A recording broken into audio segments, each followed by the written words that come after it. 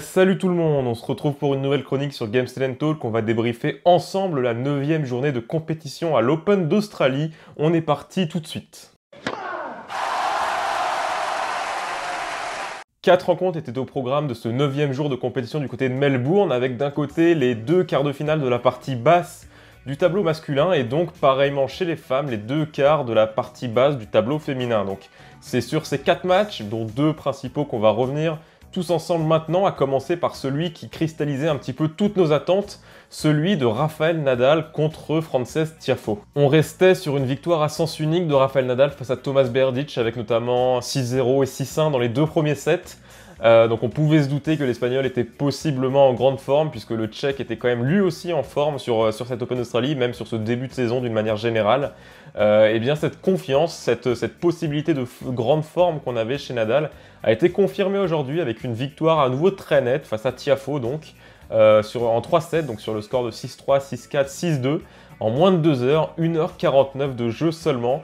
N'est plus que le score, c'est surtout en fait la manière qui va nous intéresser, puisque le moins qu'on puisse dire, c'est que la manière a vraiment été présente pour aller chercher cette victoire. Car avec 29 coups gagnants dans l'ensemble du match, Rafael Nadal a été bien sûr impérial dans l'échange, mais là où ça varie, c'est surtout qu'il a été très très bon au service.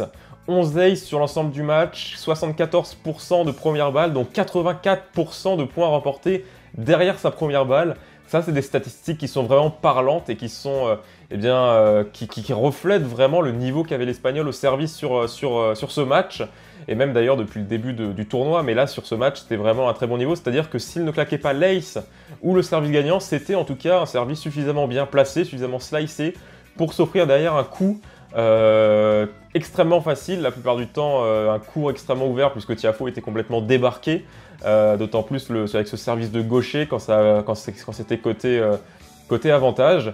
Donc voilà, vraiment en plus du score, il faut se souvenir de la manière avec laquelle Nadal a roulé sur Tiafoe aujourd'hui, que ce soit dans le jeu, mais aussi et surtout sur son service. Globalement, on a donc un Nadal qui est en grande forme, bien loin des genoux et de ses abdominaux douloureux qu'il avait il y a de ça encore quelques mois, même quelques semaines. Il avait dû déclarer forfait à Brisbane.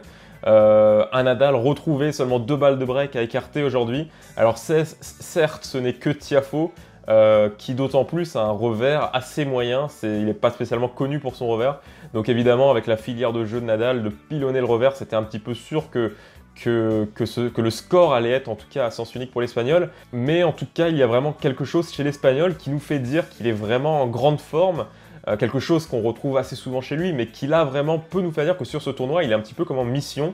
Et bien pour aller au bout de cette mission, il devra affronter en demi-finale la surprise, tout simplement, Stefanos Tsitsipas, le jeune grec, qui, vous l'avez sûrement suivi, avait créé la sensation au tour suivant face à Roger Federer, et qui a confirmé ce matin, aujourd'hui, face à l'Espagnol Roberto Bautista Agut. Victoire de Tsitsipas en 4-7, 7-5, 4-6, 6-4 et 7-6 dans le dernier set, pour rallier les premières demi-finales de sa carrière en Grand Chelem. Vous allez me dire que c'est totalement logique quand on a 20 ans de ne pas forcément avoir déjà fait une demi-finale en Grand Chelem, sauf bien sûr quand on s'appelle Djokovic ou Nadal. Mais voilà, première demi-finale en Grand Chelem pour Tsitsipas, qui du coup succède à Djokovic, qui était jusque-là le joueur le plus jeune à avoir atteint une demi-finale de Grand Chelem. C'était à Roland-Garros en 2007.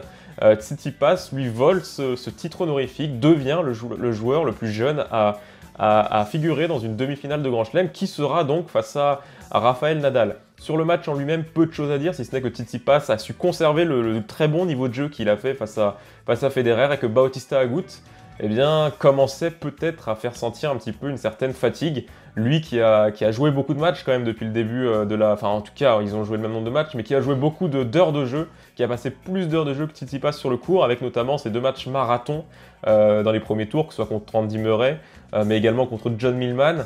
Donc un Bautista Agut peut-être un petit peu émoussé physiquement. On sait que sa filière de jeu, c'est vraiment d'user l'adversaire sur la durée, là face à Tsitsipas, qui en plus jouait bien, de nombreux coups gagnants sur l'ensemble du match, donc plus de 68, 69 il me semble, coups gagnants sur l'ensemble du match, donc quand même des relativement bonnes stats pour Tsitsipas, et qui peuvent aussi s'expliquer par un Bautista Agut un petit peu émoussé. Mais quoi qu'il en soit, comme je vous le disais, le grec qui du coup retrouvera Nadal en demi-finale, la première demi-finale de sa carrière, pour potentiellement une place en finale. Ce n'est pas la peine que je vous fasse une preview de ce match, vous allez en avoir une qui va sortir sous peu sur la chaîne, une preview vraiment de Nadal contre Tsitsipas, vous allez en avoir sûrement pour les autres demi-finales également et pour les finales bien sûr.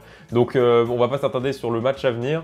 Mais plus, voilà, l'info à retenir, c'est qu'on a cette demi-finale Tsitsipas contre Nadal. Côté féminin maintenant, sensation également avec la place en demi-finale de l'américaine de 25 ans, Rose Danielle Collins, qui elle également n'était pas attendue forcément à ce niveau.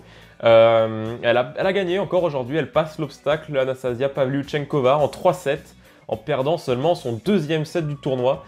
Elle avait notamment balayé Angélique Kerber notamment en 2-7, Caroline Garcia également en 2-7. Donc c'est un petit peu la sensation. C'est une joueuse qu'on commence à voir de plus en plus dans les tournois, dans les tournois voilà, de catégorie, enfin pas en tout cas sur les gros tournois, les premières ou les Masters 1000, l'équivalent des Masters 1000 en gros, mais sur les tournois un petit peu inférieurs, là vraiment, la voir performer à ce niveau-là en Grand Chelem, c'est nouveau. On s'attendait vraiment pas à sa présence, donc c'est déjà en soi un tournoi réussi, mais elle voudra bien sûr, je pense, aller plus loin. Et pour cela, eh ben, elle sera opposée plutôt à Petra Kvitova, qui elle s'est débarrassée assez facilement. 6-1, 6-4 d'Ashley Barty, qui elle aussi est une joueuse redoutable, d'autant plus chez elle en Australie. Donc Kvitova Collins, c'est l'autre demi-finale côté féminin. Là aussi, un match eh bien, contre une joueuse expérimentée qui a déjà remporté des grands chelems face à une joueuse un peu plus fougueuse, un peu plus jeune, moins jeune certes que Tsitsipas, mais quand même relativement jeune et en tout cas qui n'a pas forcément cette... alors certes, qui n'a pas cette expérience en grand chelem, mais qui du coup est aussi dotée d'une certaine fougue et qui peut lui faire aller chercher eh bien, une finale. On sait que dans le tennis féminin, tout est jouable. Là, ça va quand même être compliqué parce que Kvitova a l'air dans une grande forme, mais c'est également du coup la demi-finale qu'on va suivre très attentivement puisque ça promet beaucoup. Donc voilà, c'était le but de cette vidéo, vous faire un petit débrief de la journée d'aujourd'hui avec surtout la qualification de Nadal qui est en grande forme et qui veut dire beaucoup pour la suite du tournoi, d'autant plus qu'on a vu un Djokovic pas forcément au mieux sur certaines séquences, même si le Serbe est capable sur une finale, encore plus chez lui où il a gagné 6 fois, d'élever considérablement son niveau de jeu. Mais quoi qu'il en soit, Nadal en grande forme, Tsitsipas également, donc là ça va être vraiment très intéressant de voir comment il réagit dans sa première demi-finale. Et chez les filles, un petit peu le même scénario avec une Kvitova opposée à une Collins qu'on n'attendait pas forcément à ce niveau. Quoi qu'il en soit, beaucoup de previews à venir, beaucoup d'autres débriefs pour les demi-finales du coup qui vont se jouer à partir de la journée de demain. Comme toujours, n'hésitez pas à commenter cette vidéo, à mettre un pouce bleu si elle vous a plu, à la commenter, à vous abonner à nos réseaux, que ce soit sur Twitter, Instagram, Facebook, YouTube bien sûr.